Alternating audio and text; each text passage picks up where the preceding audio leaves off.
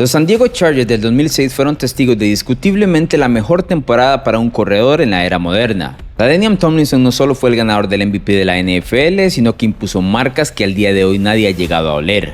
Entonces, ¿por qué un equipo que perdió solo 2 partidos en la temporada regular por 6 puntos combinados no llegó a ganar el Super Bowl? Aquí recordamos la mejor oportunidad desperdiciada en la historia de los Chargers en el capítulo número 2 de Los Anillos Perdidos.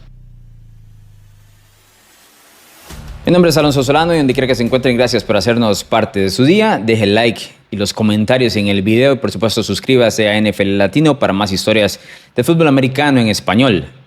Los San Diego Chargers del 2006 son uno de los equipos más fascinantes en la historia de la NFL, pero para entenderlos hay que irnos atrás un par de temporadas, específicamente a la noche del draft del 2004. En aquel escenario habían 3 mariscales de campo que todo el mundo quería, uno de ellos particularmente era la joyita del draft, estamos hablando de Eli Manning, pero los otros 2 no se quedaban atrás, tanto Ben Roethlisberger como Philip Rivers. Manning hizo un arrebato y eventualmente logró zafarse de poder jugar con el equipo de los Chargers, y en un intercambio San Diego llegó al acuerdo con Nueva York de intercambiar básicamente mariscales de campo, y con eso Eli Manning quedó para los Giants y Philip Rivers se fue para el equipo de San Diego.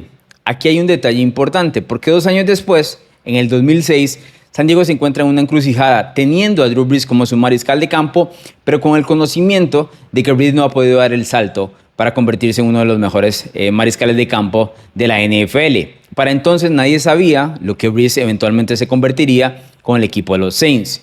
En la temporada 2005, en la última semana, Drew Brees sufre un golpe, se encuentra con una lesión de hombro bastante complicada, bastante severa, y eso le facilita las cosas al equipo de los Chargers de básicamente cortar a Drew Brees o no renovarlo y darle ahora sí por fin la oportunidad a Philip Rivers de ser el mariscal de campo de esta franquicia. Rivers tenía 2 años de estar sentado mientras él veía a los otros mariscales de campo como Eli Manning y Roethlisberger ser titulares en sus equipos. Particularmente Ben en Pittsburgh era un tema del cual los Chargers se estaban fijando muchísimo, porque Roethlisberger en su año de novato había llegado hacia la final de la conferencia americana con los Steelers, perdiendo con los Patriots, y el siguiente año había ganado el Super Bowl por encima del equipo de los Seattle Seahawks. Veamos precisamente el perfil de los Chargers de esa temporada 2006, que como les decía ganó 14 de 16 partidos, además terminó 8-0 en casa. Este equipo de los Chargers tuvo 11 jugadores que llegaron al Pro Bowl y 5 jugadores que fueron All Pro,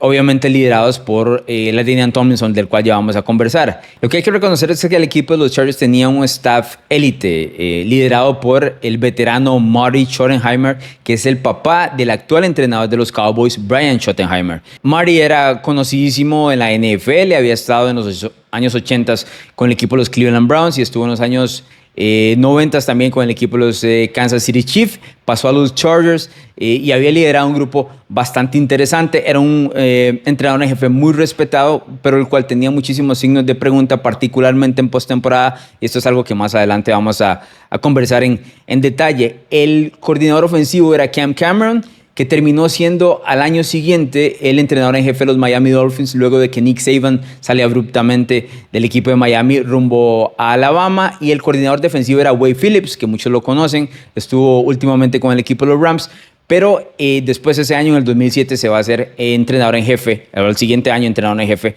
de los Dallas Cowboys. ¿Para qué es lo que hizo el equipo de San Diego tan imponente, ¿no? Para haber ganado 14 partidos en la temporada 2006. Lo que tenía el equipo de San Diego era que corría muy bien el balón, y todo esto iba de la mano, por supuesto, de LaDainian Tomlinson, que terminaría como el MVP de la temporada 2006. Con él, incluidos 3 jugadores que estuvieron en el Pro Bowl de parte de la línea ofensiva, y el fullback, el Lawrence O'Neal, del cual es conocido uno de los mejores fullbacks del año o del siglo XXI, uno de los jugadores más duros que hay. Él era el que abría camino para que Tomlinson tuviera éxito, y vaya que lo tuvo. La temporada de él básicamente es histórica y diría que irrepetible en muchos aspectos. Primero, corrió para más de 1,800 yardas, lo cual eso es en definitiva un número bastante alto, inclusive si no hubiese llegado a las 2,000 yardas, que es la marca de la cual usualmente se le reconocen a los running back como algo especial. Pero tuvo 7 partidos, LaDainian Tomlinson, con más de 150 yardas. Además, rompió el récord de touchdown para cualquier jugador que no fuese un quarterback. Registró 33 anotaciones en total, lo cual es una absoluta locura, y ese es el tipo de récord que yo menciono. Yo creo que nadie lo va a tocar en la NFL, ni siquiera ahora que estamos viendo a los equipos tener que llegar a 17 partidos. Ese récord, curiosamente, superó al de Sean Alexander, que había tenido 27 touchdowns el año anterior, en el 2005, cuando llegasen los Seattle Seahawks al Super Bowl con el equipo de los Steelers. Él tuvo 28 touchdowns por tierra, tuvo 3 touchdowns por recepción y lanzó 2 pases de anotación. Con esto, la ofensiva de los Chargers fue número 1 en la liga, promediando 30.8 puntos por partido en ese año 2006. Además, fue número 2 en cuanto a yardas por tierra, número 16 en yardas aéreas y número 4 en yardas totales. Ahora, aquí hay una curiosidad. ¿Por qué número 2 en yardas por tierra si LaDainian Tomlinson fue el que lideró la NFL precisamente en ese rubro? Porque del otro lado estaban los Atlanta Falcons, que tenían al mariscal de campo Michael Vick, y la combinación de Michael Vick como mariscal de campo con más de 1,000 yardas y Warrick Dunn como corredor con más de 1,500 yardas dio al traste con que los Falcons fuesen eventualmente el equipo que más yardas por tierra tuvieron. Ahora, a mí siempre me gusta ir un poco al costado o al dato histórico, ¿no? Al contexto histórico de lo que generan equipos que son tan buenos a nivel ofensivos. Así que me di a la tarea de sacar cuáles han sido los equipos que más puntos anotaron en la historia de la NFL que no ganaron el Super Bowl, particularmente en el siglo XXI, es decir, desde el año 2000 hasta la fecha. Y aquí incluimos como el número 1 los Broncos del 2013, que promediaron 37.9 puntos por partido. El número 2 son los New England Patriots del 2007, que promediaron 36.8 puntos por partido. Luego vienen los Chiefs del 2018, que este es el primer año de titular de Patrick Mahomes, que tuvo 35.3. Los Patriots y los Broncos llegaron al Super Bowl, los perdieron. El equipo de los Chiefs se quedó al margen en la final de la Conferencia Americana, perdiendo contra el equipo de New England. Luego viene el equipo de los Packers del 2011 con 35 puntos por partido. Por supuesto, ya hicimos un video sobre este equipo y lo pueden encontrar en nuestro canal, en la parte de las listas de reproducción de los anillos perdidos. Luego vienen los Rams del 2001, que promediaron 31.4 puntos por partido. Este equipo, los Rams, perdieron contra los Patriots precisamente la primera vez que el equipo de New England gana el anillo de Super Bowl. Y el número 6 son precisamente estos Chargers del 2006, promediando 30.8 puntos por partido. De todos estos equipos, solo los Packers y los Chargers no llegaron a una final de conferencia para poder buscar precisamente ese Super Bowl que se les termina escapando. Ahora, cuando un equipo gana 14 partidos de 16 posibles, usualmente la historia dicta que se necesita que tengas una muy buena ofensiva y una muy buena defensiva. Lo que vimos en el video anterior de los Packers del 2011 es básicamente una anomalía. Eso no sucede regularmente, de tener una gran unidad de un costado y una tan mala del otro lado. En el caso de los Chargers es algo mucho más normal. Un equipo con una grandísima ofensiva, como ya lo vimos, número 1 en cuanto a puntos anotados en ese 2006, pero también su costado defensivo fue uno de los mejores dentro de la liga. En cuanto a puntos permitidos, fue número 7 en la NFL y número 10 en cuanto a yardas también permitidas. Pero donde realmente hacían la gran diferencia era la presión al mariscal de campo, la fuerza y la velocidad con que atacaban al mariscal de campo, y por eso registraron 61 capturas durante la temporada 2006, siendo número 1 dentro de la NFL en ese rubro. Realmente era una línea defensiva y un ataque defensivo bastante complicado de penetrar, particularmente porque este equipo siempre iba a golpear al mariscal de campo con una velocidad indestructible, la verdad. Y arrasaban con cualquier línea ofensiva que tuvieran de frente. ¿Quién lideró o quién fue el ancla de este equipo en general? Fue Shawne Merriman, que muchos de ustedes recordarán. Merriman en ese año tuvo 17 capturas en solo 12 partidos. Ahora, aquí hay un detalle. ¿Por qué solo jugó 12 partidos? Porque Merriman fue suspendido por la NFL en el año 2005 por consumir sustancias prohibidas, lo cual muchos decían que inclusive en la temporada 2006 andaba dopado por el nivel que mostró. Bueno, a partir de eso, luego de la suspensión, la NFL realmente no lo investigó más y él aprovechó para registrar 17 capturas, como les decía, en apenas 12 partidos disputados. Pero también otro de los jugadores que fue All-Pro en esa línea ofensiva fue el defensive tackle Jamal Williams, que era complicadísimo, especialmente a la hora de correr el balón. Era imposible pasarlo, un tipo demasiado grande.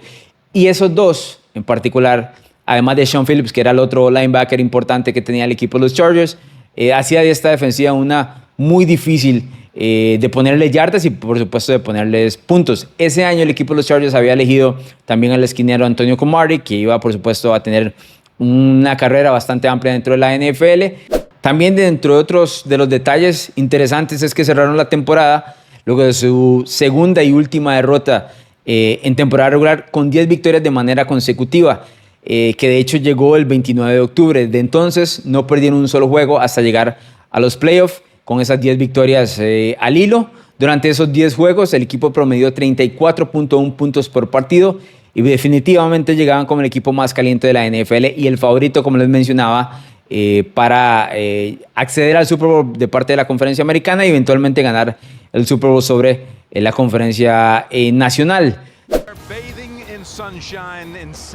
No podemos hablar de este partido sin dar un poco de contexto sobre la situación del entrenador en jefe, en este caso Marty Schottenheimer. Schottenheimer es el entrenador en jefe que cargaba con más estigma, como lo cargaban en ese momento los Indianapolis Colts y Peyton Manning, pero para un entrenador en jefe de básicamente escupir los partidos importantes. Y es porque había traído varias versiones de equipos y franquicias anteriores donde realmente había perdido de una manera bastante inusual. Para los que siguieron la NFL en los años 80, recordarán en el 86 y el 87 los Cleveland Browns que se enfrentan a los Denver Broncos y tienen la derrota que se titula como el drive y el fumble, específicamente este fumble con una muy mala suerte de parte de los Browns. Ese equipo, el entrenador era precisamente Marty Schottenheimer.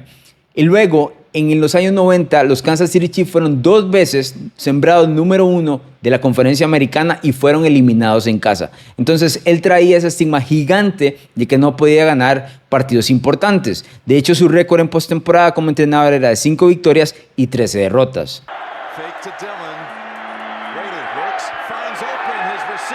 Luego que los Patriots empataron ese partido a 21 puntos, ya se sentía el ambiente dentro del estadio allá en San Diego, como que los Chargers no iban a poder lograr vencer al equipo de New England. Todo el momentum estaba de parte de los Patriots y ya Brady, con una defensiva cansada, podía mover el balón de una manera más sólida. Lograron, inclusive con un pase tremendo hacia Rashad Cowell, que pueden ver acá en el video, mover el balón hacia la zona de field goal, corrieron un poco y le dejaron un poquito más de un minuto a Philip Rivers y compañía. Aquí no estamos hablando de un Philip Rivers veterano, ni mucho menos, ni con esa experiencia, ni con ese tacto, sino un Philip Rivers muy joven, primer año en la NFL, que básicamente le tocó con un poquito más de un minuto tratar de traer a su equipo de vuelta.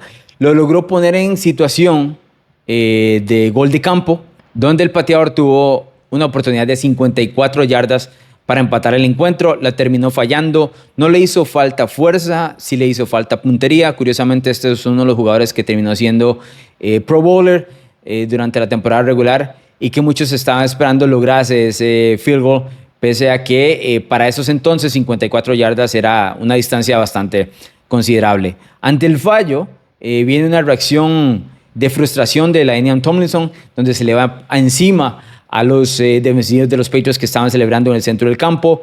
Hubo todo un tema, un problema. Philip Rivers le dice a La'Damian Tomlinson, vamos, eres mejor que esto, y se lo terminan llevando, obviamente ante la frustración de Tomlinson de no poder vencer a los Patriots y de quedar eliminados en un año donde ellos estaban dispuestos a ser campeones del Super Bowl.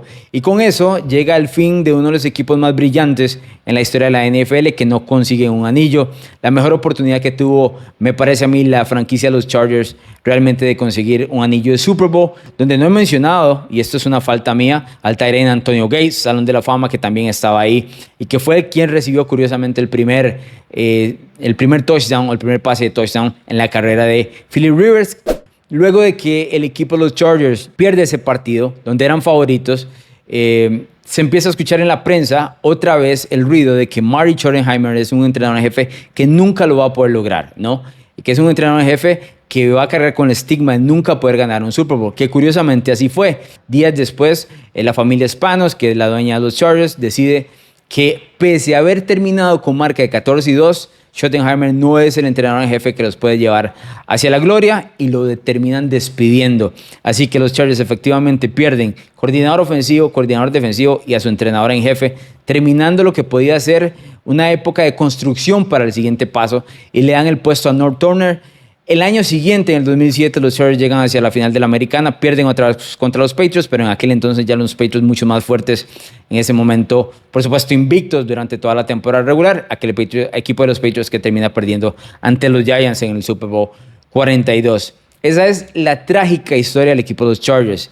Un equipo que yo considero que si hubiera dejado a Marty, en algún momento me parece que lo hubiese logrado. Lamentablemente para Philip Rivers esa fue su mejor oportunidad. Lamentablemente para la N.M. Tomlinson esa fue su mejor oportunidad, arruinada por los de siempre, los New England Patriots de Tom Brady y Bill Belichick. ¿Te gustan los deportes, la cultura pop y opiniones diferentes? Narrativa X tiene todo lo que buscas: columnas, pensamientos, estadísticas, historias y documentales de todos tus deportes favoritos y de cultura pop. Todo contado a través de la pluma de diversos autores, con puntos de vista únicos y de cualquier parte del mundo. No busques más, Narrativa X es tu casa. Síguenos en Twitter como @narrativa_x y visítanos en narrativax.com. Te esperamos.